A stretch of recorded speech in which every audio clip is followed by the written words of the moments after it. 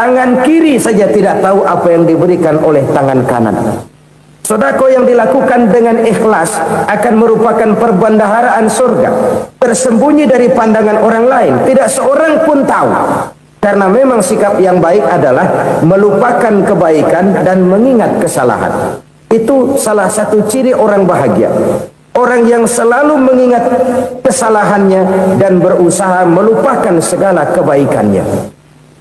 Kalau dia akan ada kebaikan, dia tidak bisa ikut, dia merasa rugi karena dia merasa belum pernah berbuat baik. Tapi kalau akan melakukan kesalahan baru, dia ingat kesalahan yang sudah sehingga terhalang baginya untuk melakukan satu kesalahan baru. Demikianlah saudara-saudara, bahwa Allah melebihkan rezeki sebagian kita dari yang lain agar terjadi tolong menolong dalam kehidupan ini. Jadi kesenjangan yang nature, kesenjangan yang alami itu sunnatullah. Ada yang kaya, ada yang miskin, ada yang kelas menengah. Nah, kenapa lalu sekarang kita berusaha mengentaskan kemiskinan? Oleh karena adanya kesenjangan struktural. Kalau yang kaya bisa semakin kaya, kenapa yang miskin tidak bisa naik jadi ikut sedikit kaya? Sebab pada dasarnya Islam adalah agama yang sejak turunnya sudah berupaya memerangi kemiskinan. Bahkan dikatakan kemiskinan itu mendekatkan kepada kekufuran. Orang kalau miskin udah dekat banget sama kafir. Gampang menjadi kafir. Berapa banyak saudara-saudara kita yang oleh karena soal perut, oleh karena soal materi, terpaksa meninggalkan dan menanggalkan akidahnya, menjual petunjuk yang diberikan Allah dengan hak kesenangan dunia yang cuma sebentar ini. Na'udzubillah summa na'udzubillah. Jadi makin kita sembunyikan satu sedekah, semakin banyak perbendaharaan kita di surga. Sedekah yang paling dicintai Allah adalah sedekah yang disembunyikan. Malahan ada seorang sufi, dia punya kebiasaan kalau pergi sholat Jumat dia bawa uang, itu uang dia taruh di bawah tikar masjid. Dia niat sedekah kepada siapa saja yang nemuin itu duit. Maksudnya apa? Supaya yang nemuin nggak tahu siapa yang punya duit. Demikian dia saking ingin menyembunyikan sedekahnya. Karena sifat ria itu bisa memakan amal kita sendiri. Ria itu termasuk menyebut-nyebut kebaikan kita. Orang yang suka nepuk dada, sedikit-sedikit ngitungnya kalau nggak gua. Tuh kalau nggak gua tuh yang belah situ kalau nggak gua. Iya kalau nggak lu kenapa emang? Orang yang suka menepuk jasa. Tuh, biasanya memang begitu saudara-saudara. Kalau perang lagi berkecamuk, orang nggak sempat ngaku jadi pahlawan. Tapi begitu perang selesai, yang kagak kenal bedil ngaku pahlawan, mas. Itu sesuatu yang biasa. Oleh karenanya, orang-orang yang ikhlas dalam bersedekah, disembunyikannya sedekah itu, Allah cinta betul. Malahan ada hadis memberikan jaminan, inna shadaqatal mar'il muslimi tazidu fil umri wa tadfa'u mitatas su'i. Sesungguhnya sedekahnya seorang mukmin tazidu fil umri, bisa menambah umur panjang. Wa tadfa'u mitatas su'i, dan menyelamatkan manusia dari mati secara su'ul khatimah. Jadi siapa yang kepengen panjang umur, banyaklah sedekah. Yang bosan hidup, pelit terus. Sedekah menambah panjang umur dan menyelamatkan manusia dari mati secara su'ul khatimah. Pak, katanya umur itu nggak bisa ditambah, nggak bisa dikurangin. Kapan? Kalau ajal sudah datang. Wa idza jaa ajaluhum la yastakhiruna sa'atan wa la yastaqdimun. Kalau ajal datang tidak bisa dimajukan, tidak bisa dimundurkan. Itu kalau ajal sudah datang. Tidak bisa lagi umur ditambah dikurangi, sudah datang. Tapi kalau belum datang, itu kan haknya Allah. Mau ditambah, mau dikurangi, hak prerogatif Allah. Sebagai pencipta manusia, Allah Maha Kuasa dan Maha Mampu. Sedekah ini menambah panjang umur dan menyelamatkan manusia dari mati secara su'ul khatimah. Itu orang mati kan sama ya kondisinya, mati. nggak nafas. Tapi hakikat mati kan lain-lain. Ada yang mati itu husnul khatimah, baik akhirnya. Misalnya lagi ngaji mati, lagi sholat mati, lagi sedekah mati. Ini yang dinamakan dengan husnul khatimah, baik di akhirnya. Sebaliknya ada yang su'ul khatimah, jelek di akhirnya. Ini yang jadi catatan akhir. Lagi nyekek botol, mampus. Lagi banting kartu, modar. Su'ul khatimah, jelek pada akhirnya. Sedekah menyelamatkan manusia dari mati secara su'ul khatimah. Dan kita semua kepengen mendapat husnul khatimah, jauh dari su'ul khatimah. Oleh sebab itu yang bisa menyelamatkan kita dari penyakit itu antara lain adalah sedekah yang disembunyikan, yang dikerjakan dengan ikhlas karena Allah, tidak karena kepengen dipuji orang, tidak karena ingin dikatakan orang pemurah. Sebab orang dermawan itu orang yang memberi tanpa harus diminta. Kalau masih harus diminta, ya belum dermawan namanya, masih harus diminta. Kalau nggak diminta ya tulus, lolos, polos. Saudara-saudara kaum muslimin rahimakumullah, harta adalah amanat dan akan kita pertanggungjawabkan. Allah melebihkan rizki sebagian kita dari yang lain agar kita saling tolong menolong, bantu membantu. Nabi janjikan siapa yang meringankan beban saudaranya muslim di dunia, Allah akan meringankan bebannya di akhirat nanti. Sebuah jaminan dari baginda Nabi. Si orang yang kita bantu barangkali tidak bisa membalas, Allah yang akan membalas lewat jalan lain yang tidak pernah kita sangka-sangka. Ada orang tanya, Pak, ini ada orang nyumbang masjid sambil marah-marah, gimana? Saya bilang sumbangannya aja ambil, marahnya jangan. Marahnya jangan diambil, itu urusan dia.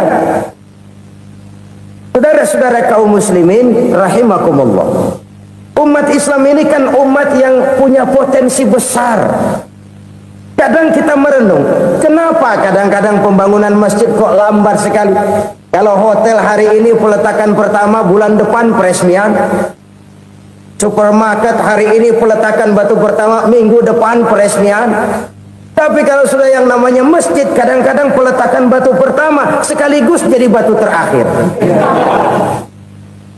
3 tahun, 4 tahun, campur nebar jalak di jalanan, duit dijaring kayak ikan sepat. Apa tidak ada orang Islam yang kaya? Banyak. Apa tidak ada pengusaha muslim yang jadi konglomerat? Ada. Lalu yang belum banyak itu yang komit terhadap nilai-nilai agamanya. Akhirnya kita jatuh jadi umat yang lemah. Belum ada pengusaha konglomerat muslim buka pabrik super mecap bedug misalnya umpamanya atau pabrik kecap cap sorban supaya identitas keislamannya sedikit kelihatan. Kita jatuh jadi umat yang lemah karena potensi tidak terinventarisir dengan baik. Kita ini ibarat kompor yang cuma matengin nasi orang lain. Potensi kita dimanfaatkan oleh orang lain. Ukhuwah Islamiyah kita baru terbatas kepada silaturahmi. Ukhuwah di bidang ekonomi kita lemah, ukhuwah di bidang kebudayaan kita lemah, apalagi ukhuwah di bidang politik kita lebih rapuh lagi. Padahal ukhuwah itu adalah totalitas kehidupan manusia, menyangkut ipolek sosbud, memerlukan nilai-nilai ukhuwah. Jadi oleh karena itu mari kita menyadari di dalam harta kita, walaupun kita yang cari pergi pagi pulang sore peras keringat banting tulang, di sana ada harta anak yatim, di sana ada hak masjid, di sana ada hak pesantren, di sana ada hak jihad. Berbahagialah seseorang apabila dia oleh Allah dijadikan keran itu menyimpan air, tapi tidak untuk dirinya, tapi disalurkannya kepada mereka yang memang memerlukannya. Saudara-saudara kaum muslimin rahimakumullah, ini yang pertama. Jadi perbendaharaan surga adalah menyembunyikan sedekah. Orang lain nggak tahu, kita pun nggak pernah ngitung-ngitung. Kita anggap lewat begitu saja, padahal itu deposit akhirat. Satu. Yang kedua, perbendaharaan surga itu apa? Wa kitmanul musibah, menyembunyikan kesulitan. Kadang orang takut menghadapi kesulitan, tapi makin kita merenung, hidup ini kan sebenarnya urusan. Takut sama urusan, ya jangan hidup. Tandanya orang hidup itu kalau punya urusan. Urusan melupakan problem, problem sering menimbulkan kesulitan. Kesulitan bukan untuk ditakuti, tapi untuk diatasi dan dicarikan jalan keluarnya. Siapa sih orangnya yang nggak pernah sulit-sulit? Makin tinggi status sosialnya, makin gede urusannya. Makin tinggi kualitas imannya, makin berat tingkat kesulitannya. Cuma memang yang namanya enak itu seperti pelangi. Biang lala itu nggak pernah di atas kepala kita, di atas kepala orang melulu. Lu sih enak lu, kata kita. Dia juga bilang enak kan lu. Pelangi itu nggak pernah di atas kepala kita. Kata tukang beca, aduh enak ya naik Mercy. Kata tukang beca, apa yang di dalam mobil Mercy? Aduh enak bener tukang beca, di jok ngeringkuk ngorok pules bener. Saya kamar pakai AC, sejuk, tempat tidur sutra, empuk, alga, spring bed, gula kulik, nggak bisa pulas kalau belum minum Valium, belum tidur. Enak bener tukang beca, di jok ngorok nggak tahu wetan kulon.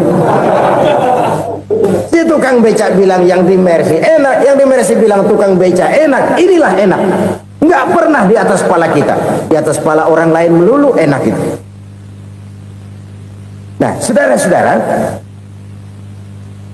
yang merupakan perbendaharaan surga itu orang yang bisa menyembunyikan kesulitan, baik pribadi ataupun rumah tangga. Ini terutama rumah tangga yang jadi soalnya. Kadang-kadang kita ini kalau senang, sebaliknya kalau senang kita diam, kalem aja, cuek. Banyak banget duit kita bawaan, diam aja udah, malah ketemu orang takut. Tapi begitu susah sekampung tahu. Padahal Nabi mengajarkan perbendaharaan surga itu menyembunyikan musibah, menyembunyikan kesulitan. Kalau enak, cerita sama orang-orang. Kalau nggak enak, rasain sendiri, tekan sendiri, atasin sendiri. Kita kan sebaliknya, senang kita diam, asal lagi susah, paling tidak kita nyari teman buat cerita kesusahan. Siapa orangnya yang nggak pernah susah? Cuma soalnya bagaimana kita mengatasi kesusahan itu sendiri. Begitu juga misalnya kalau orang sudah berumah tangga, itu orang tuanya harus menjadi tempat dia cerita yang enak-enak saja. Yang nggak enak rasain berdua, selesaikan berdua, atasin berdua. Jangan dibalik. Asal senang diam, giliran susah aja, maknya laporan. Terbalik. Bisa menjaga security informasi. Maka nama bayam keluar diam, malah seluitan. Enak amat lu makan daging ayam. Security informasi. Saudara-saudara kaum muslimin rahimakumullah, ujian yang terberat itu yang pernah diberikan kepada para nabi, para rasul, para aulia, para ulama. Makin tinggi keimanan, makin berat bentuk kesulitan. Ayo saya kemukakan satu contoh saja. Ada seorang nabi yang kaya, nabi kaya, namanya Nabi Ayub. Iblis kalau orang begini kan keki, ibadahnya rajin, kaya. Yang kayak begini susah digodain. Kalau ibadahnya rajin, miskin, kali bisa disogok.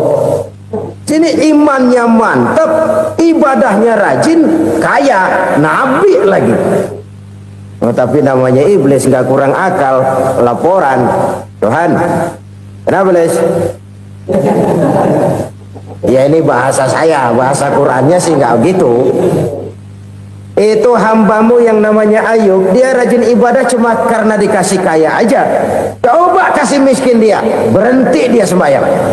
Ah, kamu bisa aja. Saya tahu Ayub itu hambaku yang ikhlas. Saya buktiin Tuhan, silahkan. Dibuktiin lah, iblis turun ke alam ini. Yang mula-mula dia lakukan, dia rusak sawah ladang Nabi Ayub, dia binasakan binatang ternak Nabi Ayub, sehingga dalam waktu singkat jatuhlah Nabi Ayub dari orang paling kaya jadi orang paling miskin. Beliau masih ibadah di mihrab dalam masjid, datang iblis. Saudara Ayub, ya, lagi ngapain? Ibadah, nyembah Allah, nyembah Allah. Oh, percuma. Kenapa? Tuhan yang ente sembah nih, dia udah bikin miskin ente. Sawah ladang ente hancur lebur, binatang ternak binasa. Sekarang ente jadi orang paling miskin. Ngapain nyembah Tuhan kayak begitu? Tekor. Udah berhenti dah ibadah, berhenti ibadah. Ini iblis sama Tuhan lapornya lain, yang dikerjakan kepada Nabi Ayub juga lain. Benar begitu iblis, kata Nabi Ayub. Iya, sawah ladang saya habis, buras. Binatang ternak saya binasa, binasa. Saya miskin, bangpak. Apa jawab Nabi Ayub? Bukan innalillahi, ya, ini hebat. Alhamdulillahillazi a'tani wa akhza minni. Segala puji bagi Allah yang telah memberikan harta kepada saya dan sekarang mengambilnya lagi. Alhamdulillah. Allah yang ngasih, Allah yang ambil. Itu mah urusan Allah. Iblis cuman ibadah jalan terus, sujud lagi Nabi Ayub. Iblis seleher gondok banget. Dasar Nabi gak mempan dia apa-apain. Miskin malah alhamdulillah. Allah yang ngasih, Allah yang ambil. Jadi kalau kita tidak komit, kita tidak terikat kepada kaya, miskin, senang, susah, apa yang bisa bikin kita susah? Jadikan kekayaan, kemiskinan, jadikan senang, susah sebagai anak buah yang bisa kita atur. Jangan kekayaan ngatur kita, jangan kemiskinan ngatur kita. Kita yang harus mengatur mereka. Senang, susah, kaya, miskin, bahagia, sengsara, jadikan itu anak buah yang bisa kita atur. Kalau sekarang kita kaya, lain saat boleh jadi kita miskin, semiskin-miskinnya. Allah yang ngasih, Allah yang ngambil. Tenaga mana yang bisa menghalangi? Ibadah jalan terus. Iblis makin gondok. Dasar Nabi loh. Akhirnya apa? Nabi Ayub dikerjain, diberikan penyakit. Demikian fatal penyakitnya itu. Bayangin, udah miskin, sakit. Masya Allah. Miskin, sakit. Sakitnya nggak lama, kira-kira 16 tahun. Istrinya 3, 2 mental minta ceraiin. Ngerawatin laki bengek begini. Senang belum tentu, susah udah pasti nih. Cerai aja, cerai dah. Cerai. Tinggal satu Siti Rahmah yang setia menemani beliau.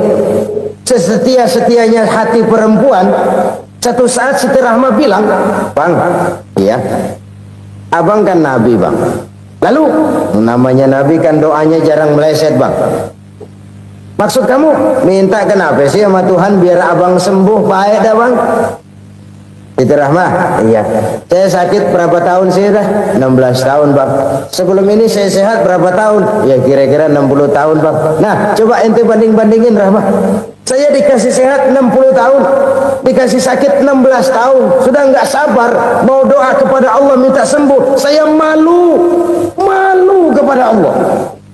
Diuji dengan yang luar biasa seperti ini, tidak mengganggu stabilitas kehambaannya. Dia tetap menghamba kepada Allah Subhanahu wa ta'ala. Saudara-saudara kaum muslimin rahimakumullah, kunci menghadapi kesulitan itu apa? Allah jelaskan dalam satu ayat, wa basyiris sabirin alladzina iza asabathum musibah qalu inna lillahi wa inna ilaihi raji'un. Gembirakan orang-orang yang sabar. Siapa mereka itu? Yang apabila mendapat musibah mereka kembali kepada keyakinan dasar segalanya dari Allah dan segalanya akan kembali kepada Allah. Ini konsepsi dasar dari sikap muslim dalam menghadapi berbagai kesulitan. Segalanya dari Allah, segalanya akan kembali kepada Allah. Kalau ini sudah kondisi dasarnya, maka kita akan lapang menghadapi kenyataan bagaimanapun pahitnya. Apakah itu namanya miskin, apakah itu namanya sakit, bahkan maut sekalipun, segalanya dari Allah, segalanya akan kembali kepada Allah. Ini sikap